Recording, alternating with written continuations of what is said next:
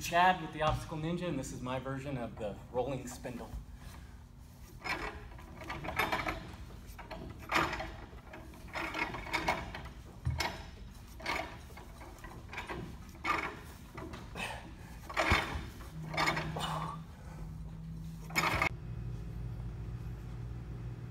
Chad here with the Obstacle Ninja, just putting together some stuff. We've been working on this spindle. We use a bunch of spare parts around here and we get ideas based on just what's lying around. So basically what we're gonna do here is we're gonna go ahead and give this a shot, building this. We found some of these products. We like these key clamps. So we use the clamps as well as we build things out of wood. We try to make sure that all of our obstacles have lock nuts and lock washers. We don't, just in case, because we don't want them to loosen at all. So when we build, we go in and you can actually drill through these. Best way to do it is with a drill press. We have a little small drill press that does the job pretty well. So I'm gonna put this together real fast for you. Show you something we've been working on. You want those lock washers to really tighten down, and what this does is it'll have a little bit of play in it, but we know that this is never coming off because these key clamps are made to where you can just tighten the nut and you just put this in like so, and then basically it's just pressure that's holding it in place. But we like to not take that chance and go ahead and bolt them all the way through just for safety, because you know we get a lot of people in the gym. We're here at NinjaFit Gym, my workshop, and we have probably 100 people using these obstacles every week.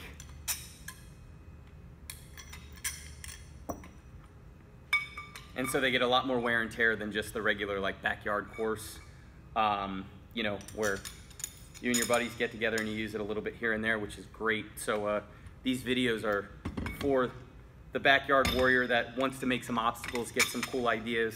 And so I'm trying to put some more videos out for you to build some stuff and maybe take it one step further for safety purposes. And any recommendations or anything that you guys think is appreciated. Any ideas, post them in the comments. It's my old trusty DeWalt 18 volt. Want to upgrade at some point to the flex volts, but I've had this since for probably 12 years now, and I really like it, and I have probably like 9 of these batteries laying around, so it's really hard to upgrade when I've had it for so long that, but when it breaks I'll go to something better. But until then, I'm gonna ride this thing out.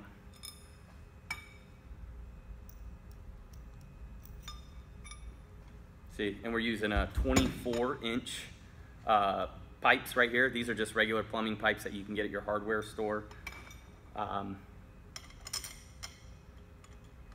These were just lying around and they were used for other things. And I just decided to do something a little bit different with them. And it's a really tough obstacle that we were trying it out, and it really helps with like a lock off and helps with your vertical grip strength. So we're gonna put this in.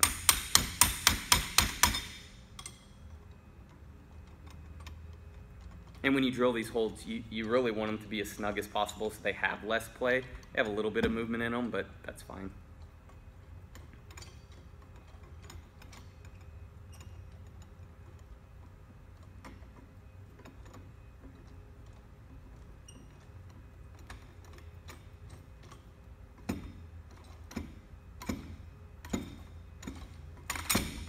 There we go.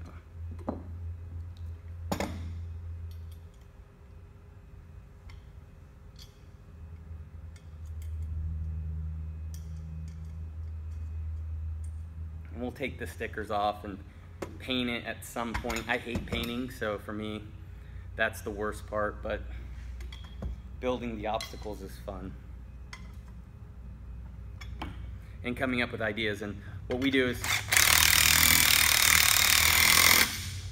we have ninjas that come in and they test it out, and sometimes we won't actually release something or let other people get on the obstacles until we've tried them out for like several weeks. So I always try the obstacles first once I build them, just to make sure. I'm not the best ninja in the world, but I do feel that, you know, I'm close to 200 pounds, so for me to be able to get on something and hang there, you know, I want to make sure that I walk away knowing that it's not coming down or nothing's going to happen with it, because we try to focus on safety first more than anything.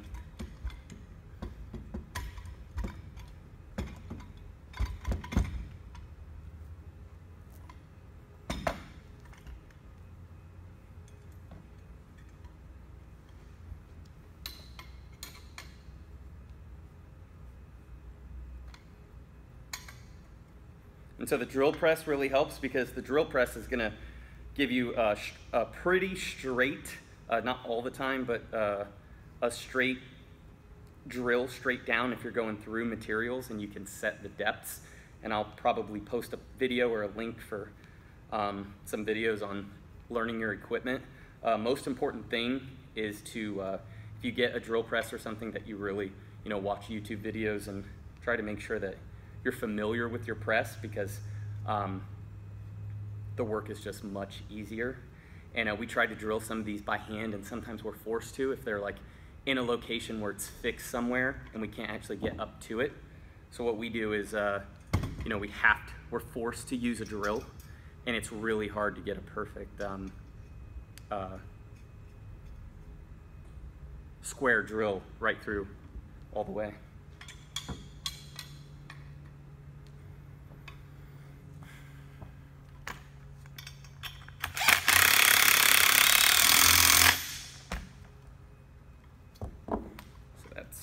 Really sturdy, that's not coming off. And then now the idea is to put the other piece right through the middle, and then this is going to spin around, and then we'll put some anchors on the sides, and we'll go over that in just a minute.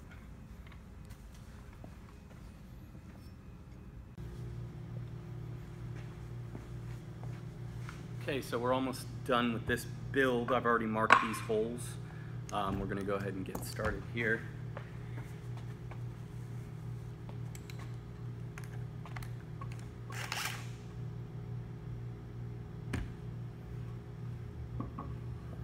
And normally I would go ahead and put bolts through these, but these aren't actually there for support. They're actually just to hold it from falling off the sides. That's good right there. Perfect. Even that up. And if you guys want to get a perfect circle when you're doing this, you can always get a hammer and put a hole and then just punch it one time. That really helps with lining it up, so you get the hole actually where you want it to be.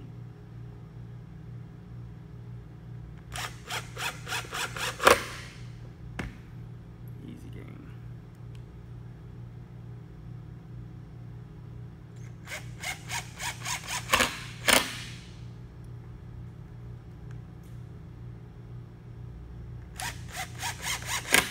We actually had these little circular tabletops. We got these, I think, at Home Depot, and they have them already pre-made, routed, and rounded edges and everything. We got them to make a kid's obstacle, and we put ropes on them, and they swung around. The problem is the kids would swing them, and they would hit you in the shins, or you'd be trying to spot someone, and they'd fall off of it, and then it would go flying. So we took it down. We didn't actually keep using it, and so they've been sitting up there a little while. And I would usually route these. I like using a router for a lot of the stuff that we do here, especially for the edges, and to give a cleaner finish. Just kind of like how this is. So I would round this. But with these, they were already done, and it kind of, I can show you how it's going to turn out, and you'll kind of get the idea. once we put it up. So I'm gonna go ahead and again, these aren't actually, there's no pressure. This is just to keep the spindle from falling off the sides or the edges, and you'll see that in just a few. So I'm gonna go ahead and spin these on.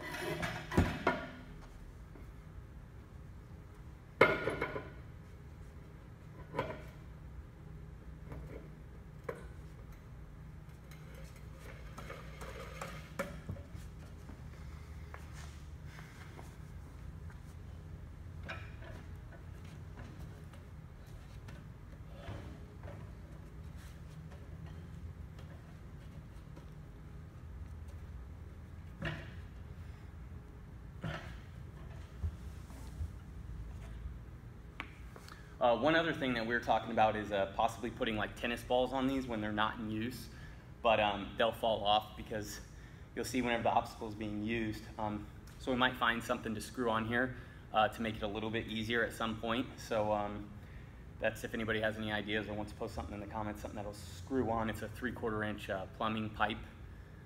So let's put this thing up. Okay, so here it is. This is what we're going to put it up on. So we use this for rumbling dice, the Triforce that I made before. We do use this as a pegboard. We use this as a ring toss, a cliffhanger. It's just a multi-purpose setup. We really like it and we get a lot of use out of it. So you can get creative. So we're making some more runways, some longer ones. We're trying to get some about 20, 24 feet for things like the Rolling Thunder there in the background.